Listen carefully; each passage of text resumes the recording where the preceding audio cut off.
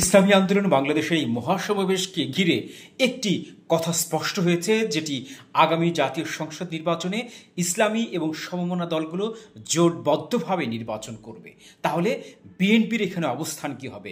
BNP ভিন্ন পথে হাঁটছে।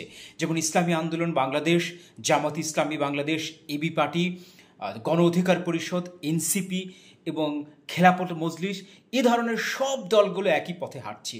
যারা যারা 2024-এর গণভ্যুত্থানে আন্দোলনের মাঠে ছিলেন এবং একসাথে আন্দোলন সংগ্রাম করেছেন, এবং এই দলগুলো এখন একই সুরে কথা বলছেন। পিআর পদ্ধতিতে তারা নির্বাচন অনুষ্ঠানের জন্য আবেদন জানিয়েছেন, কিন্তু ভিন্ন পথে হাঁটছে বিএনপি। বিএনপি একদিকে যাচ্ছে। কোন পথে যাচ্ছে আগামী নির্বাচন?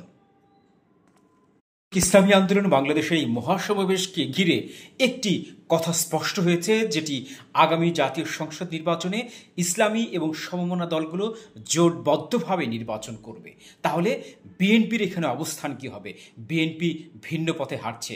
যেমন ইসলামী আন্দোলন বাংলাদেশ, জামাত ইসলামী বাংলাদেশ, এবি পার্টি, গণ অধিকার পরিষদ, এনসিপি এবং খেলাফত মজলিস, এ ধরনের সব দলগুলো একই পথে হাঁটছে। যারা যারা 2024-এর গণভ্যুত্থানে আন্দোলনের মাঠে ছিলেন এবং একসাথে আন্দোলন সংগ্রাম করেছেন, এবং এই দলগুলো এখন একই সুরে কথা বলছেন।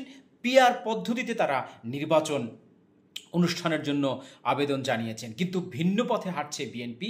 বিএনপি একদিকে যাচ্ছে। কোন পথে যাচ্ছে আগামী নির্বাচন?